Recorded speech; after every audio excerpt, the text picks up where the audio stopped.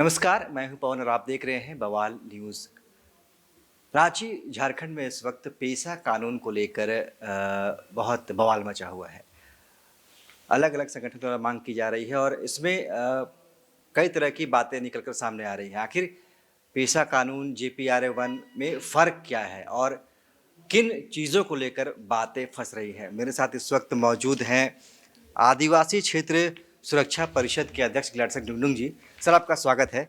सबसे पहले बताएं कि पेशा कानून को लेकर क्या अड़चनें आ रही हैं, क्या मांग आप लोग कर रहे हैं। आज आपने प्रेस कॉन्फ्रेंस भी किया, आखिर मांगे क्या है आपकी पेशा कानून को लेकर, जबकि JPRA 1 यहाँ पर सरकार कह रही है। देखिए, मांग यह है कि मतलब सरकार जिस तरह से पेशा कानून की आड़ में JPRA को झारखंड के अनुसूचित क्षेत्र में लागू करके यहाँ के आदिवासियों की आंखों में धूल झोंकने का कोशिश कर रही है, तो उसी के खिलाफ हम लोग कह रहे हैं कि अगर आपकी मानसा है झारखंड के अनुसूचित क्षेत्र में पेशा कानून 1996 को लागू करना, तो फिर पंचायत राज विभाग JPRA 1 को अनुसूचित क्षेत्र के लिए वैध बताने की इतनी प्रयास क्यों कर रही है, क्यों जिद्दीपन दिखाया जा रहा है, तो मानसा पर सवाल है।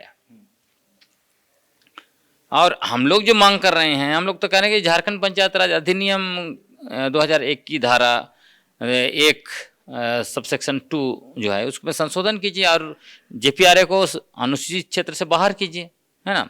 एक तो वो है। दूसरा है कि झारखंड हाईकोर्ट जो आदेश दिया है 22 जुलाई 2024 को, तो उसमें दिए गए आदेश के आलोक में केंद्र सरकार से या तो, क्योंकि 5वें अनुसूचित क्षेत्र के सबसे बड़े मतलब संवैधानिक प्रमुख जो हैं वो महामहिम राज्यपाल हैं, तो राज्यपाल इनको मतलब प्रेसिडेंट से भी ज़्यादा पावर दिया गया है 5वें अनुसूचित क्षेत्र में, तो वो एक नोटिफिकेशन जारी कर दे और उसी के आधार पर आप पेशा कानून 1996 का नियमावली बना लीजिए और लागू कर दीजिए। और हम लोग ये भी कर रहे हैं कि जो भी लोग JPRA और पेशा कानून के बीच जो विवाद है उसको लेके अपनी आवाज़ उठा रहे हैं, उस पर सरकार के अधिकारी निरंतर अनर्गल बयानबाजी कर रहे हैं कि ये इनको पैसा कहाँ से आ रहा है, ये लोग कौन लोग हैं, मानसा क्या है, वगैरह वगैरह। तो इस तरह का अनर्गल बयानबाजी नहीं करना चाहिए, उस पर रोक लगनी चाहिए। नहीं, देखिए, ये बात है कि सरकार का जो पक्ष है, अधिकारी कह रहे हैं कि भाई हमने तो सुझाव मांगे थे, लगभग 400 सुझाव भी आए उनके पास, जिनमें से लगभग 80 सुझावों को उन्होंने लिया भी है, जो नया ड्राफ्ट तैयार किया गया उसमें। तो फिर उसके बाद किस बात को लेकर बात नहीं बन रही है? देखिए, जो सुझाव लिया है ना, सुझाव लिया है, और आप जो ड्राफ्ट जिसकी आप जिक्र कर रहे हैं 2024 का ड्राफ्ट, यदि आप उस ड्राफ्ट को देखेंगे, खासकर जो प्रोविजंस को, तो आप खुश हो जाएंगे। और उसी को दिखा दिखा के हमारे राज्य के जो पारंपरिक अगुवा हैं उनको भ्रमित किया जा रहा है। वो समझ नहीं पा रहे हैं, उनको यह लग रहा है कि सरकार की मानसा कितनी अच्छी है कि वो पेशा कानून को लागू करना चाहते हैं, तो उनको लग रहा है कि बाकी लोग रोक रहे हैं।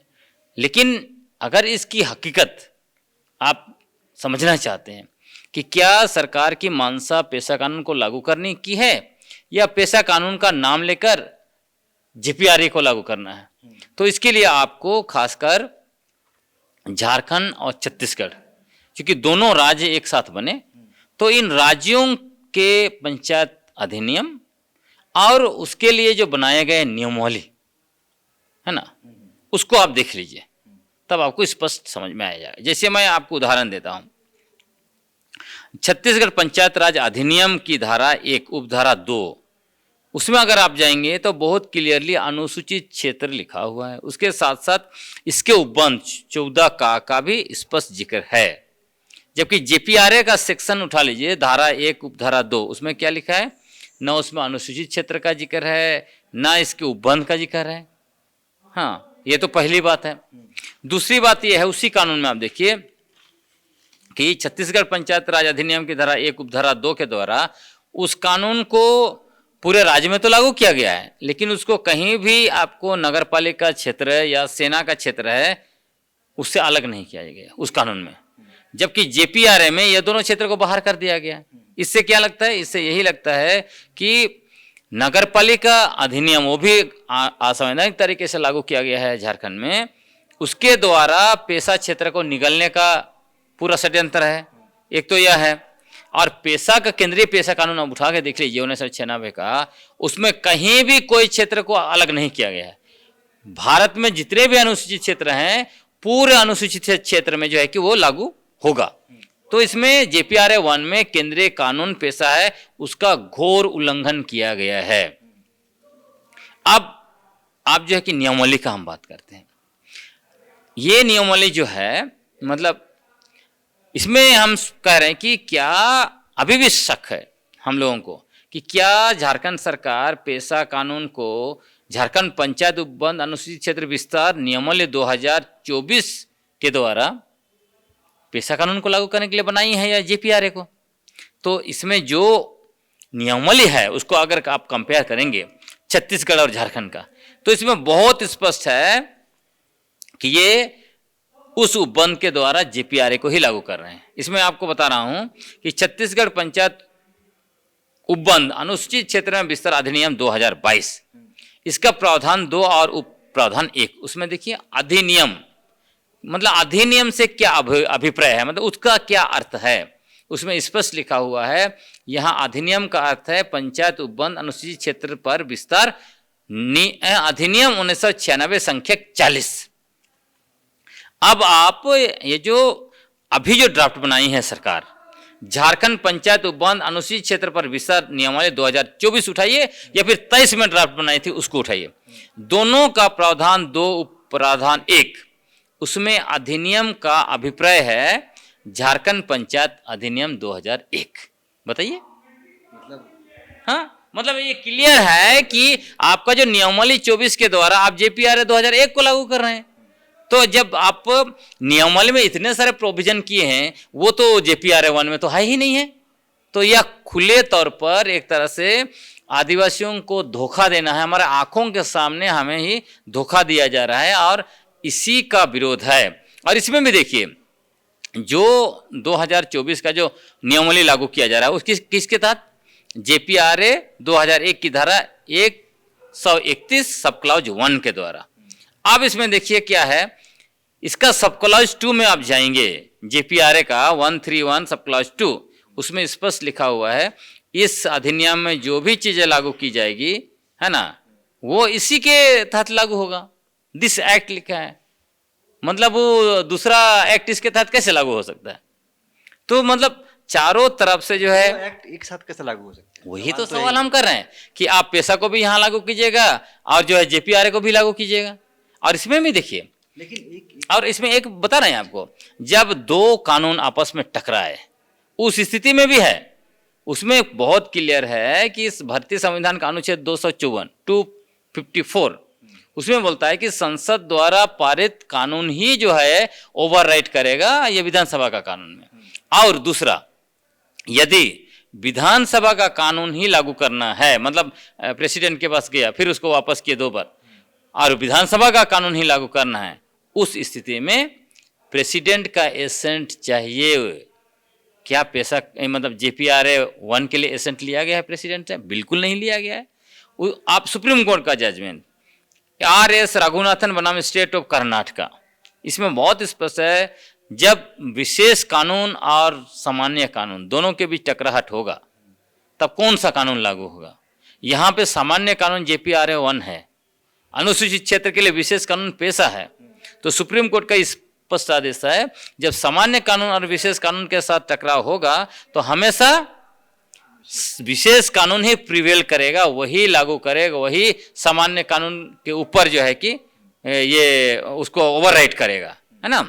तो ये बहुत क्लियर है। और मुझे लगता है कि यहाँ पे जो खेल चल रहा है वो सिर्फ और सिर्फ कुछ लोगों का इंटरेस्ट, खासकर माइनिंग माफिया, भूमि माफिया, जंगल माफिया, खनन माफिया और जो ब्यूरोक्रेट्स, खासकर या तो टीएसपी का पैसा का बंदरबाट कर रहे हैं या फिर डिस्ट्रिक्ट मिनरल फाउंडेशन ट्रस्ट का पैसा का बंदरबाट कर रहे हैं।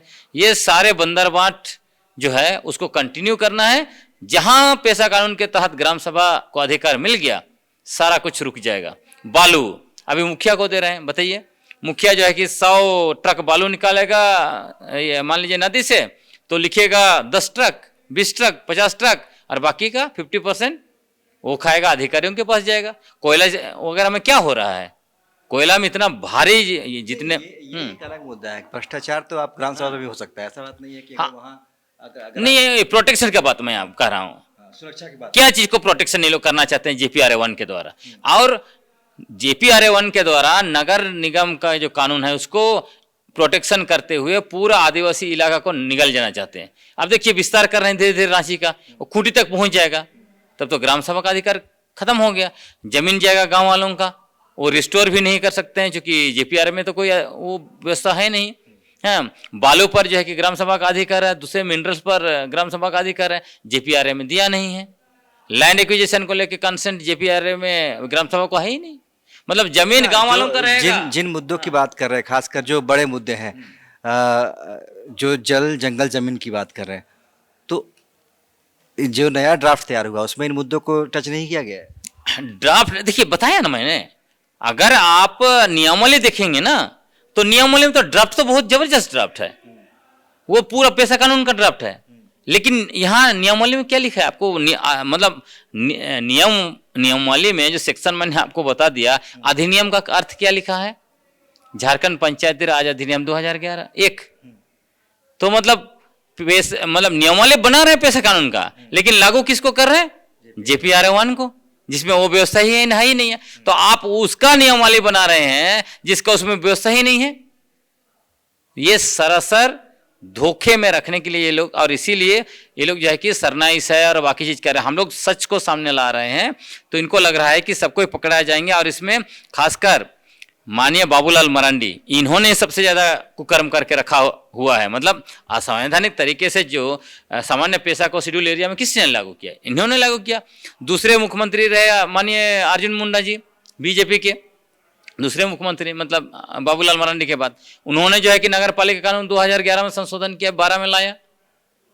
तो सारे असंवैधानिक कार्य जिस तरह से बीजेपी सरकार ने करके रखा हुआ यहाँ पर, वो उसका खुलासा हो रहा है। इसलिए RSS का यूनिट जनजातीय सुरक्षा मंच के लोग धर्मांतरण बोल के उछल कूद कर रहे हैं, पेशा कानून से निकालो, जाति सर्टिफिकेट से निकालो। ये सब पूर्ण रूप से डाइवर्ट करने का, मूल मुद्दा से डाइवर्ट करना चाहते हैं, ताकि बाकी लोग जो नहीं जानते सच्चाई, उनको भ्रम में रख के JPRA को लीगलाइज कर दिया जाए।